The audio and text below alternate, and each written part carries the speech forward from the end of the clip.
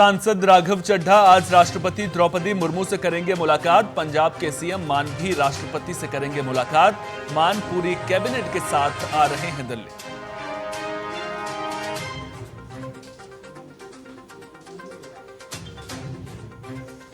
भगोड़े मोहम्मद नवाज कक्कट इस्माइल का यूएई से किया प्रत्यर्पण।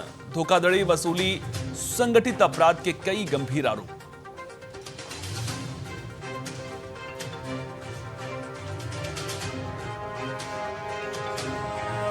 ईरान ने यूएई पर किया बड़ा हमला। 15 मिसाइलें और 4 घातक ड्रोन से किया अटैक।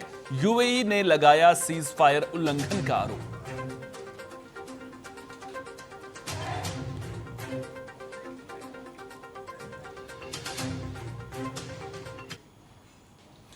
नमस्कार, बहुत स्वागत आप सभी का टीएनपी न्यूज पर। मैं हूं आपके साथ सोहन सिंह। बुलेटिन की शुरुआत करेंगे बड़ी खबर के साथ। पश्चिम एशिया में एक बार फिर से युद्ध भड़कता हुआ नजर आ रहा है। बड़ी खबर आपको बता दें, मिडिल ईस्ट में एक बार फिर से युद्ध भड़कता हुआ नजर आ रहा है। यूएई ने ईरान पर बड़ा आरोप लगाया है। ईरान की ओर से 15 मिसाइलें दागी गई हैं, ये यूएई ने आरोप लगाया है। 4 घातक ड्रोन से भी हमला किया गया है।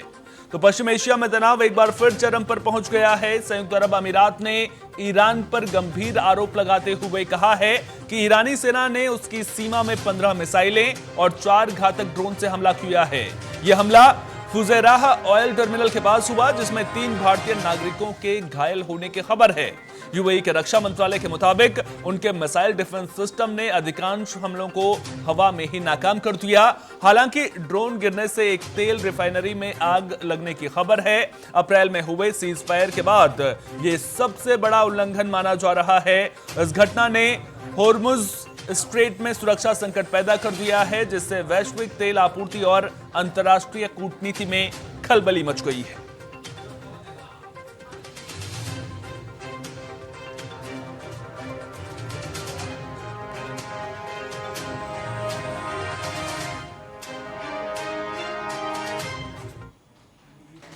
पश्चिम बंगाल विधानसभा चुनाव के परिणामों के बाद ममता बनर्जी आज शाम 4 बजे अपने कालीघाट आवास पर एक प्रेस कॉन्फ्रेंस करेंगी। तृणमूल कांग्रेस के इस चुनाव में भारी हार हुई है और ममता बनर्जी खुद अपनी पारंपरिक भवानीपुर सीट हार चुकी हैं। माना जा रहा है कि इस वार्ता के दौरान वो हार के कारणों, भविष्य की राजनीतिक रणनीति और पार्टी के पुनर्गठन पर चर्चा कर सकती हैं। इस दौरान अभिषेक बनर्जी के भी उनके साथ रहने की संभावना है। राज्य की बदलती राजनीतिक परिस्थितियों के बीच पूरे देश की नजरें उनके इस प्रेस कॉन्फ्रेंस पर टिकी हैं।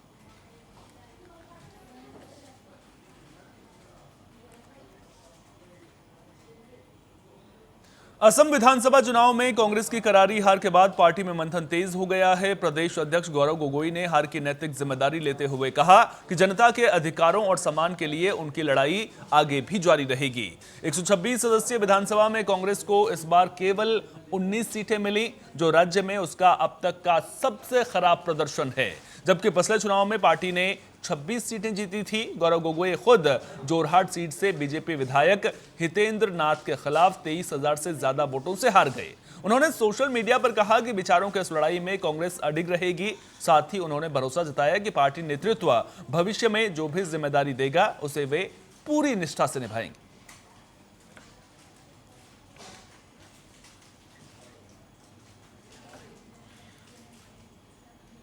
रुक कर लेते हैं एक और बड़ी खबर का। ईरान पर अमेरिकी सेना ने बड़ा हमला किया है। बड़ी जानकारी आपको दे दें, होर्मुज स्ट्रेट के आसपास बमबारी हुई है। दक्षिणी ईरान के बंदर अब्बास में हमले की खबर है। केशम द्वीप में विस्फोट की आवाज सुनी गई है। तो अमेरिकी सेना ने ईरान पर किए गए हमले के बाद पश्चिम एशिया में तनाव चरम पर पहुंच गया है। जानकारी के मुताबिक ईरान के दक्षिणी हिस्से में इस वक्त बंदर अब्बास और आसपास के क्षेत्रों में बमबारी की खबरें सामने आई हैं। इसके अलावा रणनीतिक रूप से अहम होर्मुज के पास भी विस्फोट और हमलों की आवाजें सुनी गई। रिपोर्ट्स के मुताबिक केशम द्वीप पर भी धमाकों की पुष्टि की गई है। क्षेत्र में हालात बेहद तनावपूर्ण है और समुद्री सुरक्षा पर गंभीर असर पड़ने की आशंका जताई जा रही है। अंतर्राष्ट्रीय स्तर पर स्थिति पर नजर रखी जा रही है।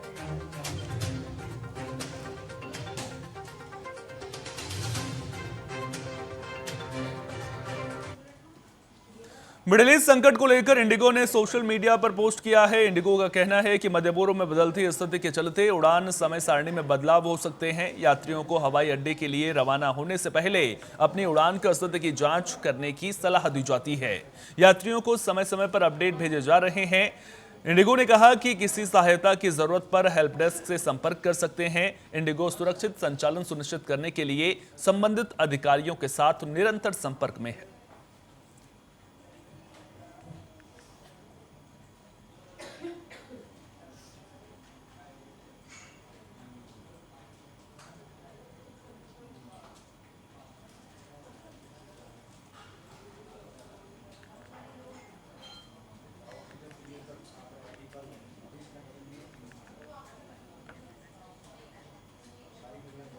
बीजेपी नेता रामकृपाल यादव ने कहा कि हाल ही में हुए 5 राज्यों के चुनाव में से 3 में बीजेपी ने बड़ी जीत हासिल की है। उन्होंने सभी कार्यकर्ताओं को बधाई दी और कहा कि अब सरकार विकास कार्यों पर ध्यान देगी। उन्होंने दावा किया कि जनता में ममता बनर्जी के खिलाफ काफी आक्रोश था, जिसके चलते उन्हें चुनाव में नुकसान उठाना पड़ा। यादव ने इसे जनता के विश्वास की जीत बताया और कार्यकर्ताओं की मेहनत को सफलता का आधार कहा। 5 राज्यों में चुनाव हुए और 3 राज्यों में भारतीय जनता पार्टी बहुत बड़ी सफलता हासिल की है और खासतौर पर बंगाल में।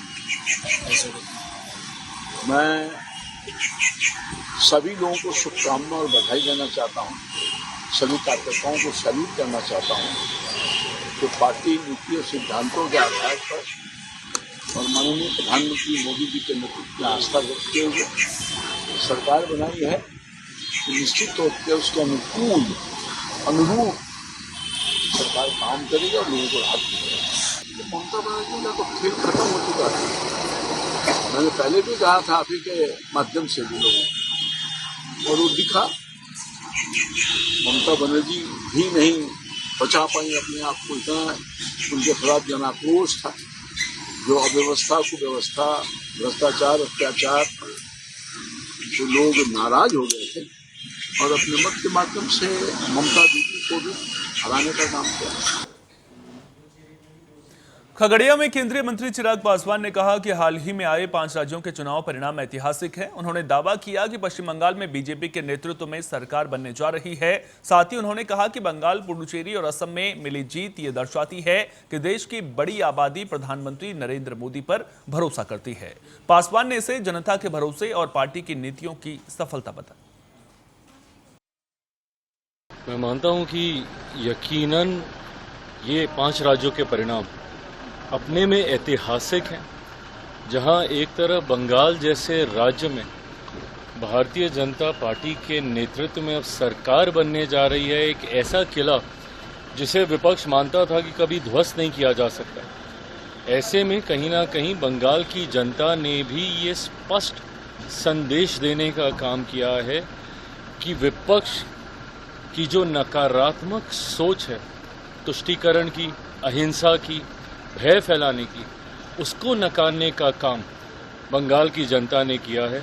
मैं अपनी तरफ से, अपनी पार्टी लोक जनशक्ति पार्टी रामविलास की तरफ से हमारे प्रधानमंत्री आदरणीय नरेंद्र मोदी जी, जिनके नेतृत्व में ये संभव हुआ, जिनकी रणनीति से संभव हुआ, गृह मंत्री अमित शाह जी, और हम लोग के लिए ये एक और खुशी की बात है कि भारतीय जनता पार्टी के राष्ट्रीय अध्यक्ष बिहार से हैं और उनके नेतृत्व में पहली बार ये चुनाव हो रहे थे। ऐसे में बंगाल जैसे राज्य को जीतना, असम में इतनी बड़ी जीत हासिल करना, पुडुचेरी में जिस तरीके से भाजपा का प्रदर्शन रहा है, ये अपने में दर्शाता है कि आज भी देश की एक बड़ी आबादी मौजूदा प्रधानमंत्री नरेंद्र मोदी जी के नेतृत्व में विश्वास रखती है। और ये परिणाम कहीं ना कहीं 2029 में होने वाले लोकसभा चुनाव को भी प्रिडिक्ट करने का काम करते हैं।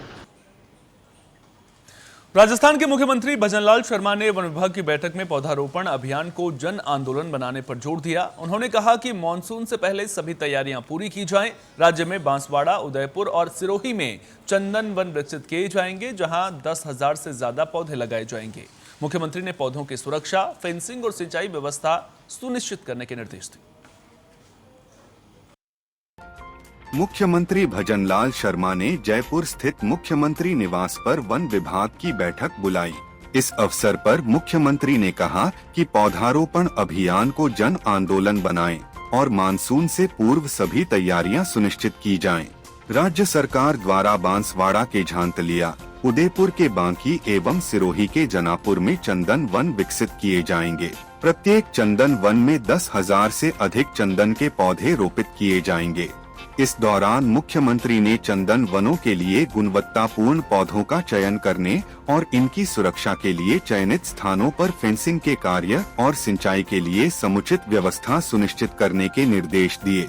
पर्यावरण संरक्षण के साथ साथ किसानों की आय में वृद्धि के लिए राज्य सरकार किसानों को फलदार पौधे उपलब्ध करवाएगी।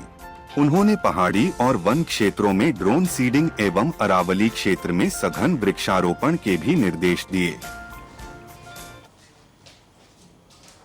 रुक करेंगे इस वक्त की बड़ी खबर का। भगोड़े मोहम्मद नवाज कक्कड़ इस्माइल के प्रत्यर्पण से जुड़ी बड़ी खबर सामने आ रही है। सीबीआई ने यूएई से मोहम्मद नवाज का प्रत्यर्पण करवाया है। धोखाधड़ी, वसूली और संगठित अपराध के गंभीर आरोप इस पर हैं। आरोपी को भारत लाकर दिल्ली पुलिस को सौंपा गया है। आरोपी पर इंटरपोल का रेड नोटिस भी जारी हुआ था। तो सीबीआई ने भगोड़े मोहम्मद नवाज कक्कड़ इस्माइल का संयुक्त अरब अमीरात से सफल प्रत्यर्पण कराया है। मोहम्मद नवाज पर जबरन वसूली, धोखाधड़ी, जालसाजी और संगठित अपराध सिंडिकेट चलाने का आरोप है।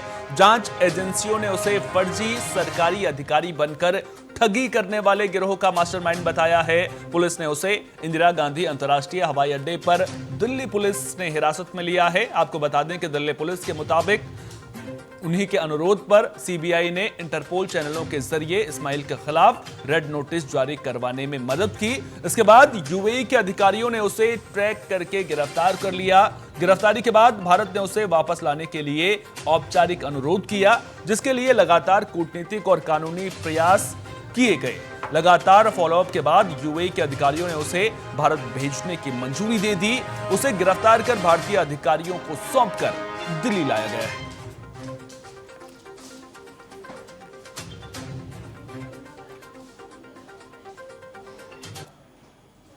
भागलपुर के भामाशाह चौक में बीजेपी कार्यकर्ताओं ने पश्चिम बंगाल विधानसभा चुनाव में पार्टी की जीत का जश्न मनाया। बीजेपी विधायक रोहित पांडे ने कहा कि ये जीत कार्यकर्ताओं की मेहनत का परिणाम है। उन्होंने दावा किया कि बंगाल की जनता ममता सरकार के कथित कुशासन से परेशान थी और बदलाव चाहती थी। वहीं इस जीत के बाद पूरे इलाके में उत्साह का माहौल रहा और कार्यकर्ताओं ने इसे ऐतिहासिक सफलता बताई। हम सबों के लिए विजय उत्सव है। बंगाल में 15 वर्षों से जहां भय, भूख, भ्रष्टाचार और डर का माहौल था, उस डर और भय के माहौल में जो विश्वास की जीत हुई है नरेंद्र मोदी जी की, नवीन जी की, लोगों ने सराहा और उसके विश्वास किया है। जहां सनातन संस्कृति, जहां माँ काली दुर्गा अपमानित हो रही थी, जहां माँ माटी मानुष अपमानित हो रही थी, वहां आज भारतीय जनता पार्टी की सरकार बनी है। लोगों ने वहाँ जय श्री राम, जय माँ काली, जय माँ दुर्गा का नारा लगाते हुए ऐसे शासन को, ऐसी ममता जिसके हृदय में ममता समाप्त हो गई थी, जो वहाँ संप्रदाय और तुष्टीकरण का अभिप्राय बन गई थी, उसको बंगाल की खाड़ी में ढूंढने का काम किया है। तो पश्चिम बंगाल में बीजेपी की चुनावी सफलता को लेकर कार्यकर्ता जश्न मना रहे हैं। शहर के प्रमुख चौराहों पर समर्थक एकत्रित हुए और ढोल नगाड़ों के साथ खुशी जाहिर की। कार्यकर्ताओं ने एक दूसरे को मिठाई खिलाकर जीत का उत्सव मनाया। स्थानीय नेताओं ने इसे जनता के भरोसे की जीत बताया और पार्टी की नीतियों पर बढ़ते समर्थन को दर्शाया।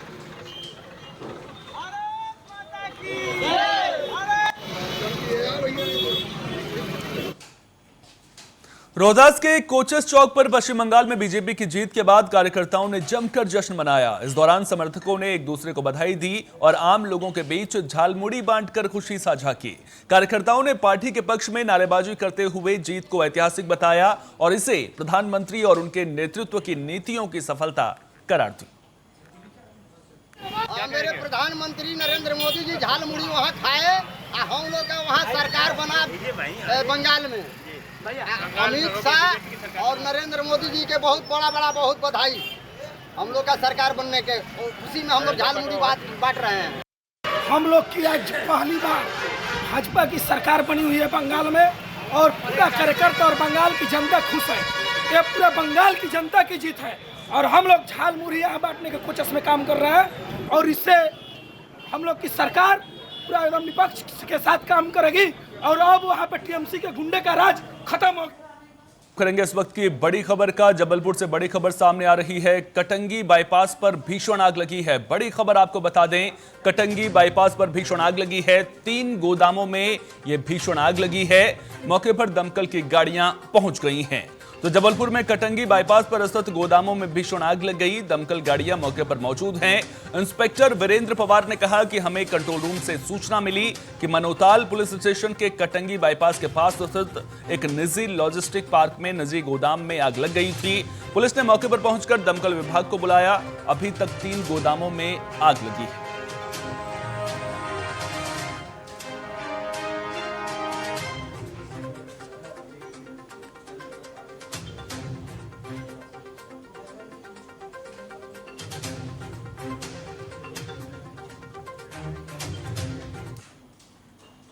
झांसी पुलिस को आपातकालीन व्यवस्था को मजबूत करने के लिए 7 नई पीआरवी वाहन मिले हैं। वरिष्ठ पुलिस अधीक्षक बीबीजीटीएस मूर्ति ने इन वाहनों को हरी झंडी दिखाकर रवाना किया। इस मौके पर कई वरिष्ठ पुलिस अधिकारी मौजूद रहे।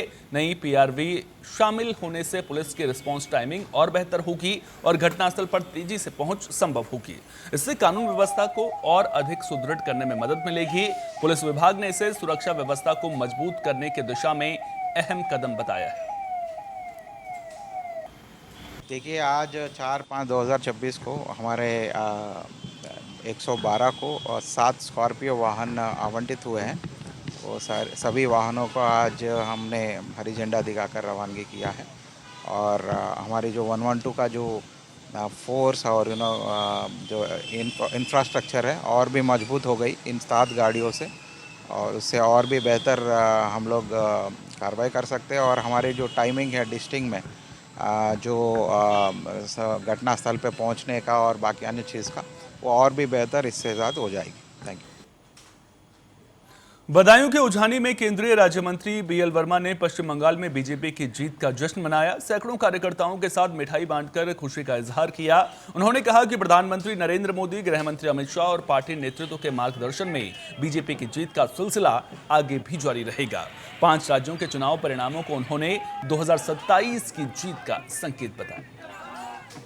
5 राज्यों के इन चुनाव में पश्चिम बंगाल, असम, पांडिचेरी, भारतीय जनता पार्टी और एनडीए की सरकार प्रचंड बहुमत की बनी। सबसे पहले पश्चिम बंगाल पर पूरे देश की जनता की निगाहें लगी थी। जिस तरह से भय और भ्रष्टाचार का समय चल रहा था पश्चिम बंगाल में, तब मैं कहूँगा इस चुनाव में भारतीय जनता पार्टी को प्रचंड बहुमत के लिए मैं सबसे पहले पश्चिम बंगाल की जनता को नमन करता हूँ।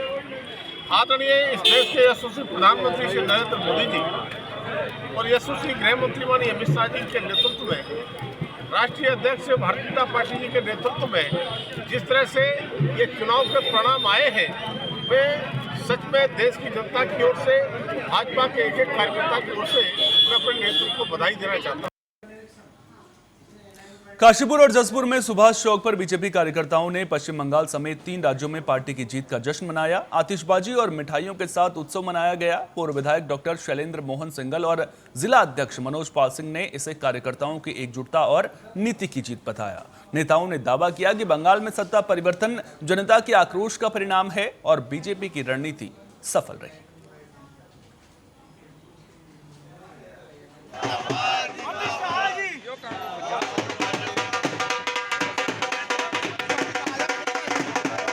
बड़ी खुशी की बात है कि जो पश्चिमी बंगाल का चुनाव विधानसभा का हुआ, उसमें एक बहुत ही अत्याचारी और अहंकारी मुख्यमंत्री, जो भारत के इतिहास में काला अध्याय के रूप में जानी जाएगी, उसको हराने में भारतीय जनता पार्टी, उनके कार्यकर्ता, पदाधिकारी और जो नीति पार्टी ने बनाई, उससे उन्हें बहुत बड़ी हार का सामना करना पड़ा।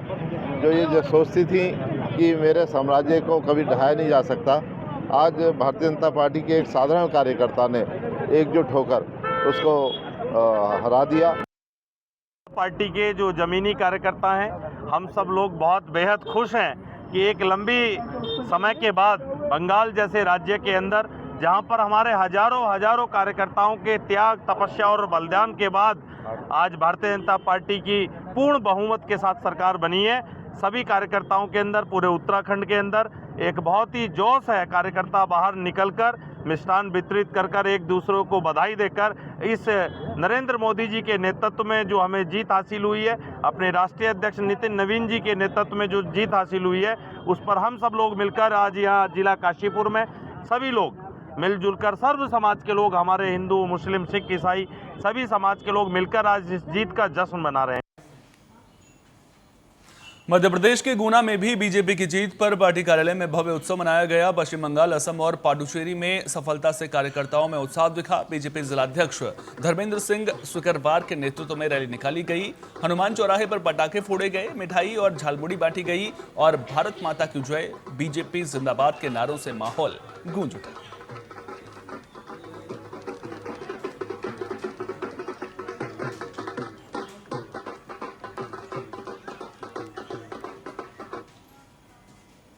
फिलहाल के लिए इतना ही। लगातार बने रहिए टीएनपी न्यूज के साथ। नमस्कार।